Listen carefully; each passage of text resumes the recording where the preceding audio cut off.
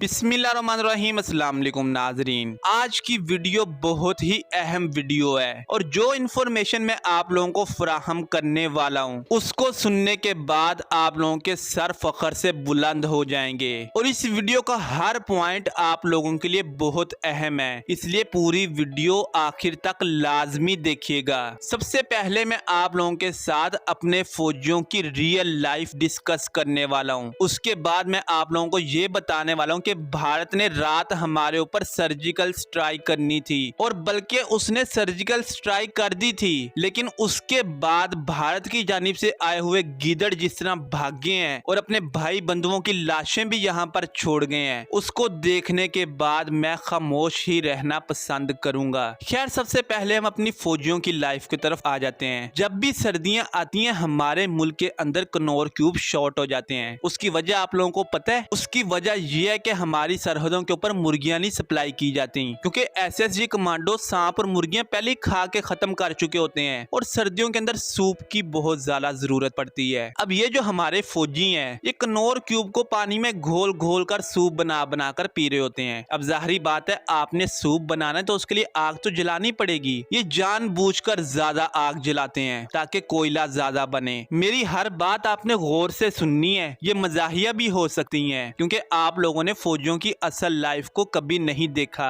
अच्छा खैर, अब सूप बन गया, सूप हमने पी लिया। अब हमने चौकियों के अंदर नहीं रहना। चौकियों के अंदर फौजी सिर्फ उस वक्त मौजूद होते हैं जिस वक्त वीडियोस शूट की जाती हैं, या फिर फौजी चौकियों के ऊपर उस वक्त मौजूद होते हैं जब किसी अफसर का वहां पर विजिट होता है। इसलिए भारत जब भी हमारी चौकियों को निशाना बनाता है हमारे फौजी शहीद नहीं होते, ना ही हमारे ज्यादातर फौजी जख्मी होते हैं, क्योंकि चौकियों के ऊपर तो रात के वक्त जंगली जानवर होते हैं। अगर जंगली जानवरों को भारत फौजी समझ के शूट करता है तो इस बारे में अब मैं क्या कह सकता हूँ। खैर, जब सूप बन गया, आग जला ली, उसके बाद उसके बने कोयले। ये फौजी फिर कोयलों के ऊपर लड़ रहे होते हैं कि ज्यादा कोयले मैंने लेने हैं। ये वो कोयले उठाते हैं और अलग अलग जगह के ऊपर चले जाते हैं, वहां पर छोटा सा गड़ा करते हैं, उसके अंदर वो कोयले डाल लेते हैं। ऊपर से ये लोग मिट्टी डालते हैं और अपना बिस्तर वहां पर लगाकर सो जाते हैं और बारी बारी ये लोग पहरेदारी करते हैं सरहद की। यानी अगर 10 फौजी मौजूद हैं एक चौकी के ऊपर तो इनमें से तकरीबन हर फौजी रात के वक्त 1 से 2 घंटा पहरेदारी करता है। भारत भी इस बात को बहुत अच्छी तरह जानता है, लेकिन ये फौजी जाकर सोते कहां पर हैं इस बारे में दूसरे फौजी को भी नहीं पता होता।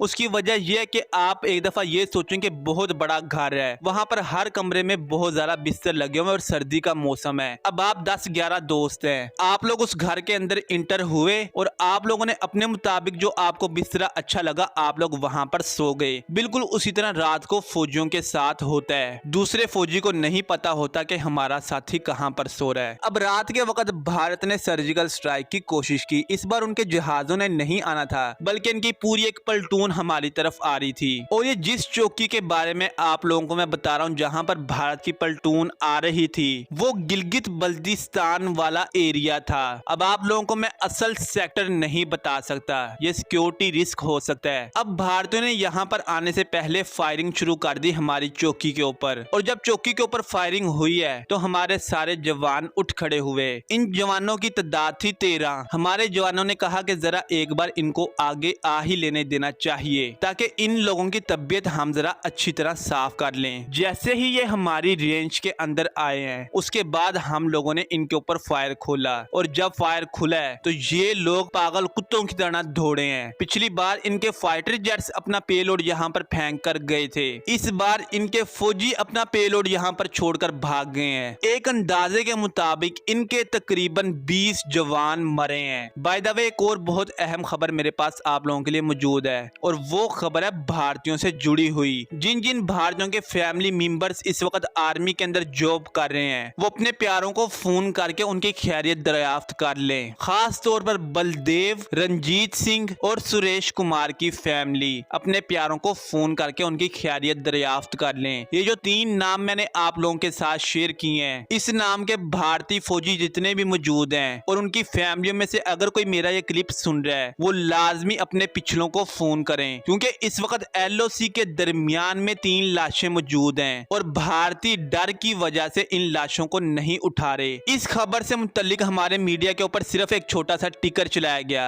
जिसमें ये बताया गया है कि भारत की जानिब से LOC के ऊपर फायर खोला गया है। लेकिन हकीकत क्या है वो मैं आप लोगों को बता रहा हूँ। कल रात से इन लोगों की लाशें यहाँ पर पड़ी हुई हैं। ये ना तो एरिया पाकिस्तान के ना ही भारत का, बल्कि बीच में पड़ी हुई हैं। इनमें से बलदेव की बाजू के ऊपर SMG का फायर लगा है और वो उसकी छाती को चीरता हुआ दिल को पार करके दूसरी साइड पे निकल गया है और इस वजह से वो मर गया है। और रंजीत इस वक्त जाली की तरह छन्नी हुआ पड़ा है और तीसरे को 8 गोलियां लगी हैं। अब ये मैंने आप लोगों को भी एक खबर फराहम कर दी और भारतीयों को भी उनका जवाब दे दिया। अब इस खबर की तस्दीक किस वक्त होगी, जरा सब्र कीजिएगा और अपनी सीट बेल्ट बांध कर रखिएगा। कुछ ही अरसा बाद आप लोगों को इससे मुतालिक खबर देखने को मिल जाएगी। मिलते हैं अगली वीडियो में, तब तक के लिए अल्लाह हाफिज।